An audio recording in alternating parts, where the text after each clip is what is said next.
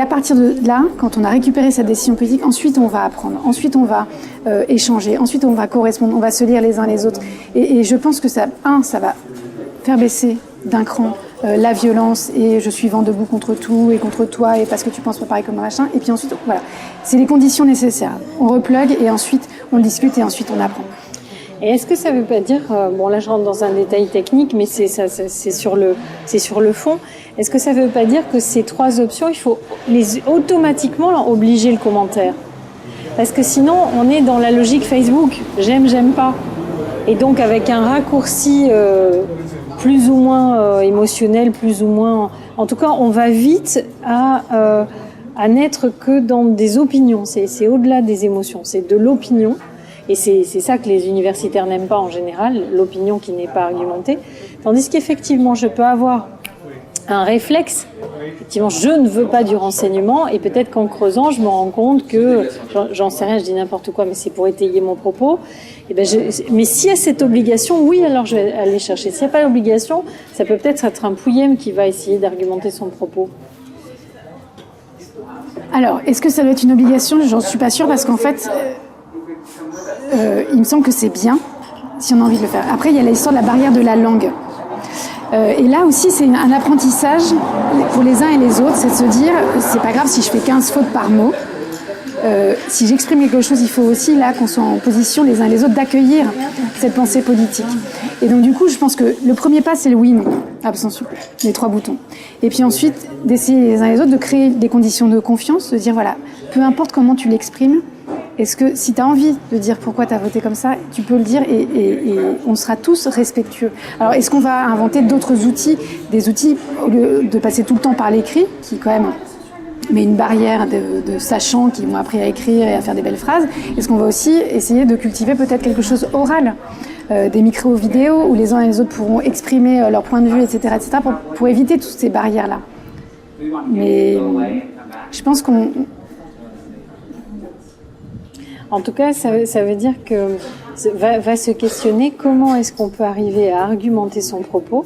Donc, se réapproprier la responsabilité de prendre une décision, c'est une chose. Avoir la curiosité d'aller chercher de l'information, donner envie aux gens d'argumenter, donc de questionner, et puis peut-être de leur donner envie d'améliorer même leur expression. Enfin, il peut y avoir une opportunité à faire progresser des tas de choses, parce que pour avoir accompagné des personnes qui passaient des concours dans différents endroits, j'ai accueilli des gens qui n'avaient pas été bons à l'école, si on peut dire ça comme ça, mais qui avaient une telle motivation sur le contenu que finalement ils étaient maladroits dans leur expression, qu'elle soit orale ou écrite, donc a priori contre une expression, mais par contre on va dire c'était le concours, mais ça pourrait être le bien commun, était plus important que leur faiblesse et donc était la motivation pour essayer d'apprendre. Et du coup, ils ont eu envie d'apprendre et effectivement, ils se sont largement améliorés tout en gardant leur singularité. Donc ça peut être l'occasion aussi de réétendre des compétences.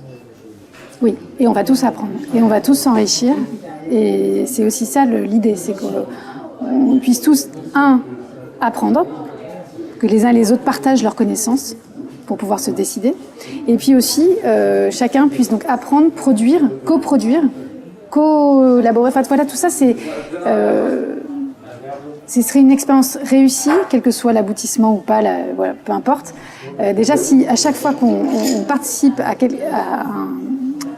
un moment du mouvement, que ce soit un vote, que ce soit une réunion, que ce soit voilà, chacun puisse ressortir en ayant appris quelque chose et coproduit aussi quelque chose avec d'autres. Ça veut dire aussi une avancée organique, parce que je dis n'importe quoi juste en écoutant là comme ça, je me dis tiens, on voit que tous les grands magazines qui sont en ligne ont cette question des modérateurs, c'est-à-dire qu'il y a les commentaires et au Xème commentaire, il peut, pas toujours, mais il peut y avoir des dérives dans la façon de dire, etc.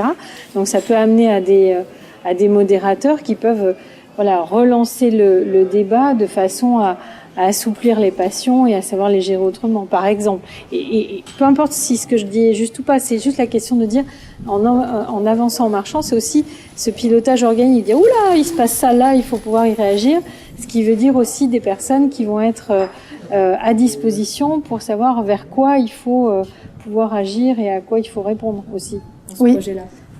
Oui, surtout garantir un débat serein en fait.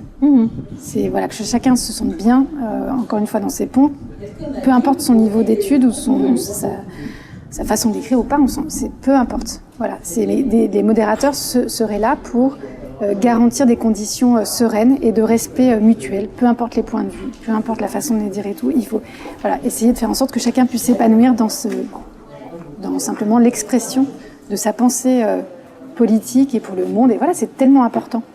Alors j'ai bien entendu que tu étais plus focalisée sur le présent que sur dans 25 ans. N'empêche que, en guise de conclusion, je vais te proposer de dire et toi qui tries dans 10 ans, tu fais quoi, t'es où, tu vis quoi? Les gens, c'est absolument rien. Non, je suis trop dans le présent en fait. Je ne réussis pas avant, depuis toute petite, je voulais toujours être à après. Tout le temps, je voulais être grande, je voulais être adulte, voilà. Et ça fait quelques années, depuis d'ailleurs que j'ai quitté la politique traditionnelle, je n'ai plus cette question. Je veux juste être maintenant, mais vraiment maintenant. Juste être là en train de boire un cappuccino et de parler avec toi et avec Bertrand, juste être là. Et puis dans une demi-heure, être avec mes enfants. Et je me projette plus du tout. Plus du tout. Voilà, je sais ce dont j'ai envie. Je sais pas, c'est un peu bizarre de me dire ça, mais avant je voulais toujours être après, j'imaginais toujours un truc. J'ai fait exprès de te reposer la question là-dessus parce que je pense que c'est précisément très important pour une grande partie de la population qui est tout le temps dans le après. C'est quand même le paradigme moderne. Hein.